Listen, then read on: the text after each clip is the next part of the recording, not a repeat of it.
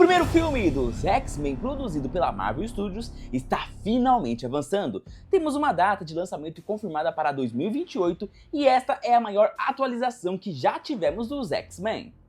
Nessa semana, em uma entrevista pelo site Collider, o diretor do novo filme dos X-Men confirmou que o roteiro atual está nas mãos de colegas com quem ele já trabalhou em Thunderbolts. Tudo indica que o filme vai ocupar a data que a Marvel já tinha reservado para 28 de julho de 2028. O diretor também adiantou quais temas e arcos dos quadrinhos ele pretende explorar nesse filme e, quem sabe, em possíveis sequências. Então, vou destrinchar agora tudo o que descobrimos sobre esse novo projeto dos X-Men. A equipe criativa! Na semana passada, o diretor Jake Schreier concedeu uma entrevista e acabou dedicando cerca de 5 minutos para falar exclusivamente sobre os X-Men. Primeiro, o repórter tocou na questão do lançamento em 2028. Jake não desmentiu a informação, o que é um forte indício de que X-Men será o próximo filme do universo cinematográfico da Marvel logo após Vingadores Guerras Secretas, lá previsto para dezembro de 2027. Ao ser questionado sobre o andamento do projeto, o diretor explicou que o filme ainda está em fase de desenvolvimento. Ele destacou como está sendo empolgante trabalhar de novo com Lee Sung-jin e Joanna Kalo, com quem já havia colaborado no filme Thunderbolts. Os dois agora fazem parte da equipe de X-Men e estão escrevendo o roteiro nesse exato momento. Jake também comentou que esse tempo extra de desenvolvimento permitiu um mergulho profundo nos quadrinhos clássicos. Ele mencionou, em especial, que está lendo toda a fase escrita por Chris Claremont, e a ideia é analisar o material para entender como entregar algo excelente, mas que ao mesmo tempo traga um frescor e seja diferente do que já vimos. Ele reconhece o peso e a tradição dessas histórias no cinema, mas o foco principal é descobrir como imprimir a identidade e a marca da própria equipe nesse novo projeto. Essa foi a primeira grande notícia exclusiva que o site Collider conseguiu. Lee Sung-jin e Joanna Kalo são sem dúvida dois dos melhores roteiristas da televisão atualmente e já conhecem a dinâmica de Jake após o seu trabalho em Thunderbolts. Agora, a dupla assume o texto de X-Men, dando continuidade a um rascunho que havia sido finalizado anteriormente pelo roteirista Michael Leslie. O futuro da franquia! O repórter do Collider também perguntou sobre possíveis filmes derivados e sequências. Afinal, a equipe dos X-Men é muito vasta. Eles dificilmente ficariam restritos a apenas um filme. O diretor concordou com essa visão, mas ele reforçou que a prioridade absoluta agora é fazer um primeiro filme excelente. Mesmo assim, a equipe criativa está atenta ao futuro da franquia. Eles analisam constantemente quais direções a história pode seguir. A equipe debate sobre elementos dos quadrinhos pouco explorados nos cinemas. Eles buscam ali sempre alternativas narrativas que fujam do óbvio. Durante também a conversa, o jornalista fez uma sugestão interessante. Ele perguntou se o Wolverine finalmente será fiel aos quadrinhos em relação à sua altura.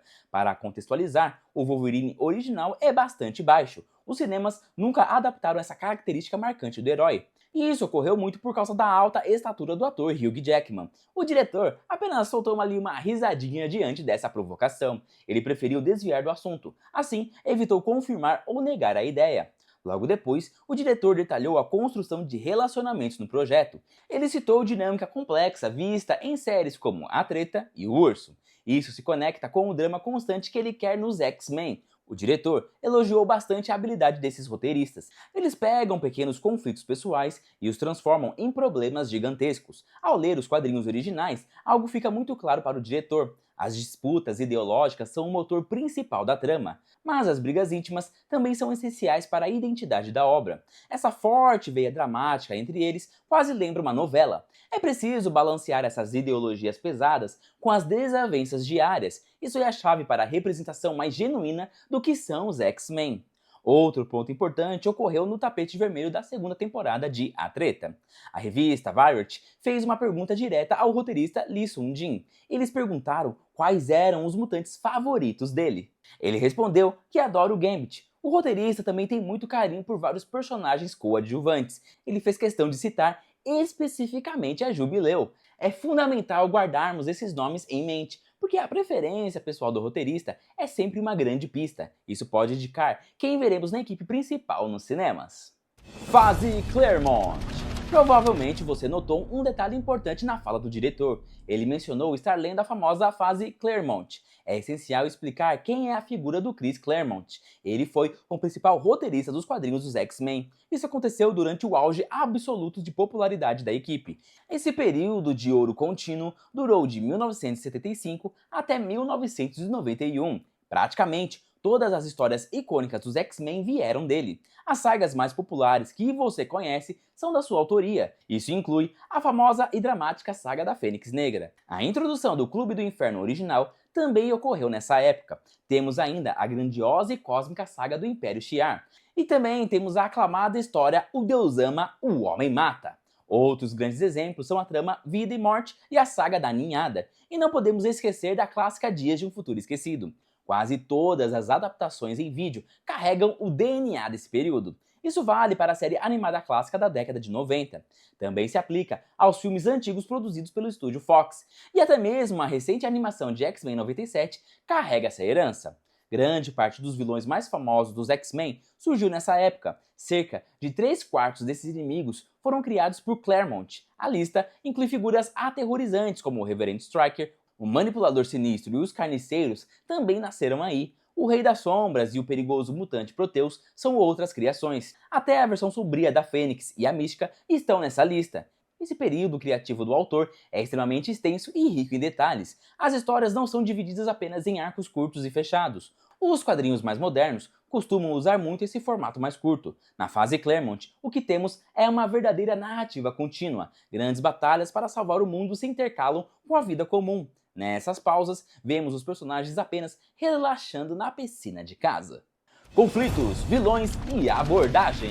Voltando a falar sobre os X-Men e a fase do Chris Claremont, quando o diretor Jake diz que está lendo esse material, o recado é claro. Ele está afirmando que vai seguir a receita original. O foco será nos maiores sucessos clássicos da equipe de heróis. Essa é exatamente a mesma estratégia certeira da animação dos anos 90, e é o caminho que a recente série do X-Men 97 continua fazendo ainda hoje. Ele não está dizendo que achou um vilão desconhecido, nem que vai usar uma história obscura que nunca foi adaptada antes. O diretor até menciona buscar um caminho menos explorado. Ele fala em fazer algo novo e diferente para o público, mas acredito que ele se refere à forma como a história será executada na tela. Basta compararmos com as adaptações do passado. A maioria dos antigos filmes da Fox limitava muito os mutantes. Eles não podiam ter o visual e as atitudes dos quadrinhos, e raramente enfrentavam a mesma dinâmica emocional da era Claremont. O grande diferencial deste novo filme será exatamente esse. Será a chance de explorar a fundo as relações interpessoais com os atores reais. Eles não vão se preocupar se um arco específico já apareceu em desenho animado, mas é fundamental reconhecermos um ponto importante sobre as animações. A dublagem e a complexidade emocional delas já são absurdas. Isso fica extremamente profundo e intenso, principalmente em X-Men 97. Os filmes anteriores dos X-Men focaram muito em um único tema principal. Mesmo que em crises rápidas, o foco era o conflito social. Eles mostravam bastante a opressão dos humanos comuns contra os mutantes. Porém, eu sinto que os primeiros filmes cansaram rápido desse debate. Tanto que eles logo deixaram essa questão estrutural do preconceito de lado. A preferência mudou rápido para batalhas diretas de mutantes contra mutantes. Pessoalmente, eu defendo uma ideia sobre os antigos filmes da Fox. Eles atingiam seu ápice de qualidade em um cenário específico. Isso acontecia quando os vilões eram humanos puramente antimutantes. Eram aqueles inimigos terríveis que caçavam implacavelmente os heróis. E temos dois exemplos perfeitos dessa dinâmica funcionando muito bem. O primeiro é a atuação assustadora de Brian Cox em X-Men 2 de 2003. Ele interpretou o temido Coronel Stryker de forma brilhante. O segundo exemplo são os gigantescos robôs sentinelas construídos por humanos, aqueles que vimos no filme Dias de um Futuro Esquecido, lançado em 2014. Essa dinâmica trazia situações muito mais interessantes para a tela. O vilão Magneto e sua Irmandade precisavam deixar as diferenças de lado. Eles eram forçados a trabalhar a contragosto junto com os X-Men. Tudo isso para conseguir enfrentar uma ameaça humana que era muito maior. Se a Marvel Studios quiser inovar no cinema com atores reais, o caminho é claro, eles deveriam focar exatamente nesses elementos clássicos de tensão. Seria excelente trazer o personagem Stryker de volta para as telas, mas o diferencial dessa vez seria adaptá-lo como o reverendo William Stryker. Ele seria o fanático líder religioso dos quadrinhos originais, um personagem abertamente inspirado na figura histórica do pastor Billy Graham. O filme também poderia introduzir outros grandes antagonistas humanos, nomes de peso como Bolivar Trask e o burocrata Henry Peter Garrett. O ponto fundamental é não descartar esses personagens em um único filme. Eles devem fazer parte permanente do cenário político do universo e precisam estar enraizados no complexo militar e industrial da Marvel. A história poderia até conectá-los a figuras que nós já conhecemos. Um ótimo exemplo seria a misteriosa Valentina Allegra de Fontaine. A primeira fase da saga dos mutantes deveria apostar nesses acertos garantidos. Eles precisam mostrar o verdadeiro terror dos robôs sentinelas clássicos. Seria incrível ver isso em um ambiente de alto orçamento com os atores reais. Enquanto essas bases sólidas são estabelecidas, a Marvel ganharia tempo de sobra para descobrir como adaptar os vilões mais complexos, aqueles grandes inimigos que ainda não vimos de forma definitiva no cinema. Estou falando do biólogo Nathaniel Essex, o famoso Senhor Sinistro, além de figuras difíceis de adaptar como Moira McTaggart e Proteus. Temos também o telepata Amal Farouk, mais conhecido como o Rei das Sombras. Vale ressaltar que o Rei das Sombras já teve uma representação aterrorizante na TV. Isso aconteceu na excelente, porém aí meio complexa, série do Legion. Vilões dessa magnitude e dificuldade não devem ser introduzidos com pressa. Eles deveriam ser guardados para uma segunda onda de filmes dentro da saga. Especulações. Considerando nossas teorias anteriores sobre os filmes, temos uma aposta. A personagem da atriz Sadie Sink no novo filme do Homem-Aranha pode ser mesmo a Jean Grey. Se isso realmente se confirmar no futuro, será um grande marco. Ela seria o primeiro grande nome a compor a formação oficial dessa nova equipe. Juntando isso ao carinho revelado do roteirista pela Jubileu e pelo Gambit, é muito provável que logo vamos ouvir novidades de elenco sobre eles também. Com base nas histórias da fase Claremont, eu tenho a minha aposta de formação. Minha lista para a equipe principal inclui o Ciclope, o Fera e a Lince Negra. A Tempestade, o Professor Xavier e obviamente o Magneto também estariam lá. Além desses, a Vampira e o Colossus completariam esse grupo de peso. O Wolverine seria o personagem novato chegando ao final da história. Ele entraria para coroar a equipe, respeitando sua baixa estatura dos quadrinhos. No entanto, a presença do Wolverine neste filme ainda é incerta. Tudo dependerá dos planos da Marvel para a sequência de Deadpool e Wolverine. Existe até a chance de fundir o universo deles com o quinto filme do Thor. Isso se passaria em outro planeta para resolver os problemas de continuidade. Mas essa ideia complexa de roteiro é assunto para outra teoria aí do Nerdia. No que diz respeito à escolha de atores, já temos algumas novidades. Jornalistas e informantes de bastidores, como o Jeff Snyder, trouxeram rumores. Entre o final de 2024 e o início de 2025, Snyder fez algumas revelações. Ele já havia mencionado uma lista com 6 nomes em potencial para os papéis. Mais recentemente, ele relatou ter ouvido uma nova fofoca da indústria. A Marvel estaria interessada no ator Peter Clafe para viver o Mutante Fera. Ele será o astro da nova série O Cavaleiro dos Sete Reinos. Além disso, outro nome forte surgiu para uma personagem muito amada. A atriz Odessa Azion, do filme Marte Supreme, estaria cotada para a Vampira. Ver nomes como Vampira, Jubileu e Gambit circulando tão cedo é um forte sinal. Isso sugere que a Marvel não adotará a formação clássica dos anos 60. A primeira equipe original das revistas era bem diferente dessa nova lista. Ela era formada apenas por Ciclope, Jean Grey, Fera, Anjo e Homem de Gelo. Todos eles eram guiados e treinados de perto pelo Professor Xavier. Ao invés disso, o estúdio parece querer uma grande variedade de heróis na tela. Eles querem trazer para a linha de frente mutantes criados bem mais tarde. Alguns deles surgiram nas publicações apenas após o fim da Era Clássica de Claremont. O Gene X. Além do roteiro e dos diretores, já temos outras informações concretas sobre a produção.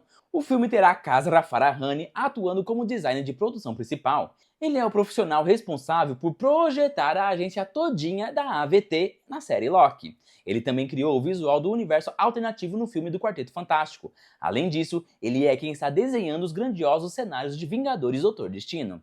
Já estamos acompanhando alguns fortes indicativos sobre os planos futuros dessa franquia. Eles mostram como a Marvel está preparando o terreno para a saga dos mutantes no cinema. O próximo filme do Homem-Aranha deve introduzir ativamente uma nova ideia narrativa. A ideia é mostrar mutações ocorrendo no DNA de pessoas com habilidades especiais. Eu tenho uma teoria e meio particular de como essas alterações genéticas podem surgir. Elas podem ser diretamente causadas pelas incursões no multiverso. As incursões são aqueles eventos catastróficos de colisão entre universos paralelos. Algumas produções que vão vir reforçam isso, como a nova série do herói Magnum. A Marvel parece estar sugerindo uma nova regra fundamental para o seu universo cinematográfico. E essa regra envolve qualquer personagem que demonstre ter nascido com habilidades avançadas. Isso contrasta com heróis que ganham poderes através de algum acidente científico.